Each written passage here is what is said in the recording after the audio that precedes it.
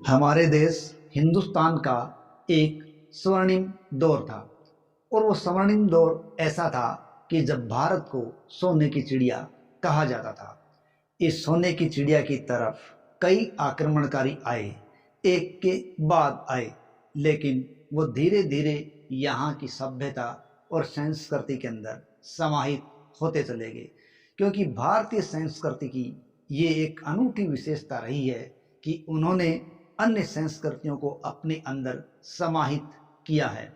कालांतर के अंदर इसी भारत भूमि पर मुगल आए, जिन्होंने भारत पर अपना कब्जा रखा। लेकिन जब उनसे हमने पीछा छुड़ा लिया तो अंग्रेज हिंदुस्तान की तरफ आ बढ़े और धीरे धीरे उन्होंने पूरा हिंदुस्तान कब्जे में कर लिया। और उन्होंने ऐसा हिंदुस्तान कब्जे में किया कि उन्होंने यहाँ की सभ्यता और संस्कृति से छेड़छाड़ शुरू कर दी। साथ ही साथ यहाँ की आर्थिक संपन्नता के ढांचे को भी चूर चूर करना शुरू कर दिया। उनसे आज़ादी पाने के लिए अनेक भारत के वीर सपूत खड़े हुए और उनसे एक के बाद एक कई संघर्ष करने पड़े। और भारत के कई वीर सपूतों ने उस संघर्ष में अपना बलिदान दिया, जैसे चंद्रशेखर आज़ाद, भगत सिंह, अशफाक उल्लाह खान, सुखदेव, राजगुरु जैसे अनेक कितने ही वीर थे जो इस संघर्ष के अंदर शहीद हो गए। लेकिन हम बात करें कि केवल पुरुषों ने ही इस भारत की शक्ति को अपना प्राप्त करने के लिए अपना रण कौशल दिखाया हो, ऐसा नहीं है।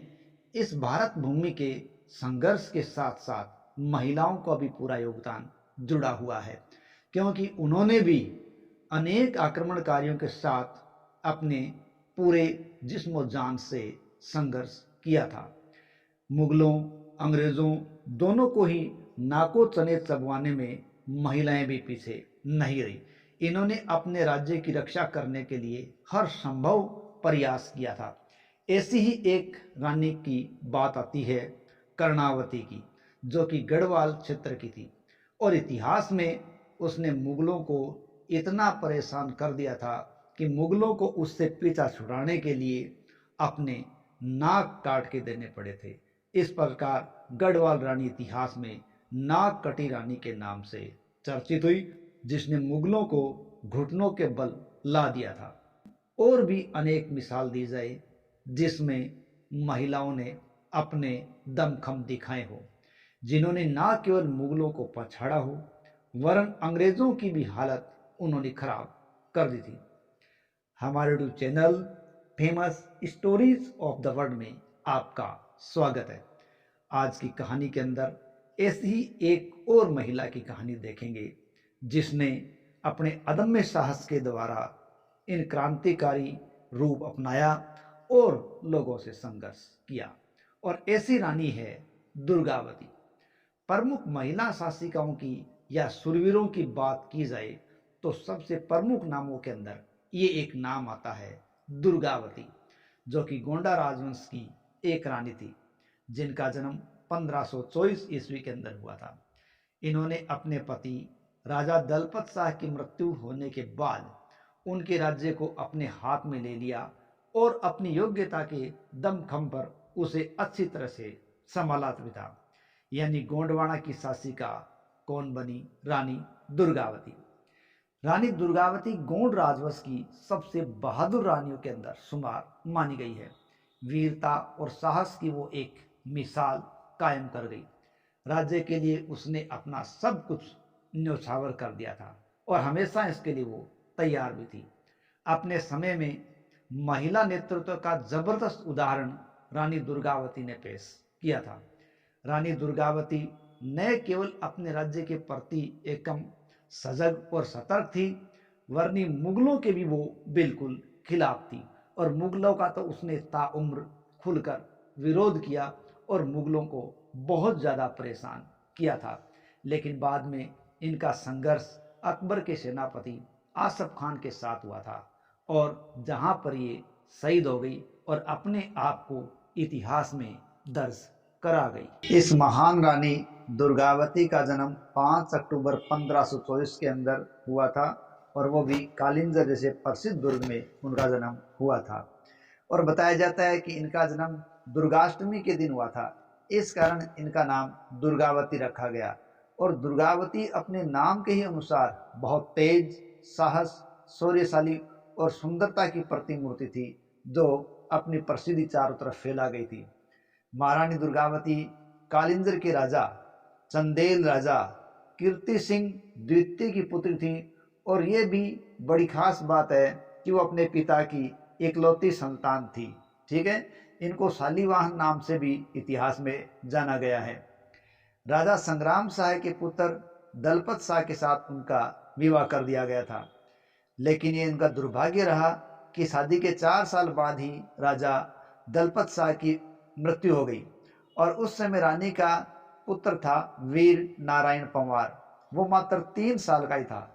अतः रानी ने स्वयं ही गढ़मंडला राज्य का शासन अपने हाथ में ले लिया और उनके राज्य का केंद्र वर्तमान जबलपुर क्षेत्र था।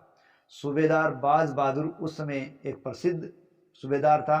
उसने रानी दुर्गावती पर बुरी नजर डाली थी, लेकिन रानी दुर्गावती ने उसको ऐसा पछाड़ा कि पूरी की पूरी उसकी सेना का सफाया कर दिया और वह पलट कर आने के लायक भी नहीं रहा था।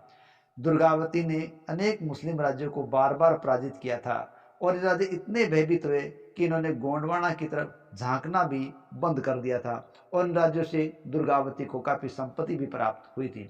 दुर्गावती बड़ी वीर थी, उसे कभी पता चल जाता कि फला जगह पर कोई शेर दिखाई दिया है तो उसका शिकार करने के लिए चल देती थी। और बताया जाता है कि जब तक उस शिकार नहीं किया जाता था तब तक वो कुछ भी दूसरा काम नहीं करती थी। रानी दुर्गावती ने जब मुगलों की सेना के साथ संघर्ष किया, बाज बहादुर को भगाया, तो वो पलट कर नहीं आया। महारानी ने बताया जाता है लगभग 15 साल के आसपास तक शासन किया था और इस दौरान उन्होंने अनेक निर्माण कार्य भी करवाए थे, मंदिर, मठ, कुएं, बावड़ी आदि बनाए थे। इस वीरांगना महारानी दुर्गावती है वो एक साक्षात दुर्गा थी। इस वीरतापूर्ण चित्र वाली रानी ने अंत समय में अपने आप को खुद ही कटार मार ली थी, क्योंकि बताया जाता है उसने अपना अंतिम समय निकट जानकर स्वयं के सीने में ही कटार मारकर अपना आत्म बलिदान दे दिया था, क्योंकि वो मुगलों के या यूं के दुश्मनों के हाथ नहीं आना चाहती थी। रानी दुर्गावती का पराक्रम था कि उसने अकबर के जुल्म के आगे सिर झुकाने से इनकार कर दिया और अपनी स्वतंत्रता, अस्मिता के लिए युद्ध भूमि को चुरा और अनेक बार उन शत्रुओं को पराजित करते हुए 1564 के अंदर अपना बलिदान दे दिया।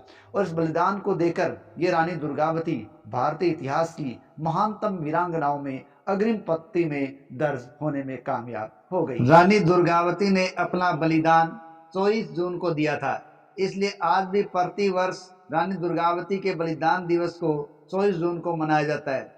और उनके इस बलिदान दिवस पर विशेषकर बाज बहादुर के साथ उनका किस्सा याद किया जाता है। दरअसल मालवा के सुल्तान बाज बहादुर है, उनको रानी ने बहुत सताया था। मालवा के सुल्तान बाज बहादुर को रानी दुर्गावती ने दौड़ा दौड़ा कर मारा था। बाज बहादुर वो आशिक मिजाज था और उसकी नज़र रानी दुर्गावती पर थी और गोंडवाना साम्राज्य को लेकर थी। इसी बुरी लालच के कारण उसे गोंडवाना साम्राज्य पर हमला किया और रानी दुर्गावती के साथ उसे मुंह की खानी पड़ी।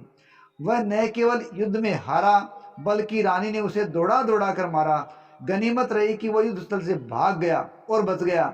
यदि वो नहीं भाग पाता तो रानी उसे किसी भी हालत में जिंदा नहीं छोड़ती और कभी भी रानी की तरफ उसने दोबारा आंख उठाकर नहीं देखा। तो ऐसी रानी थी जिसने अपने आप को 24 जून 1564 को बलिदान कर दिया और भारतीय इतिहास में अपने आप को दर्ज करा दिया।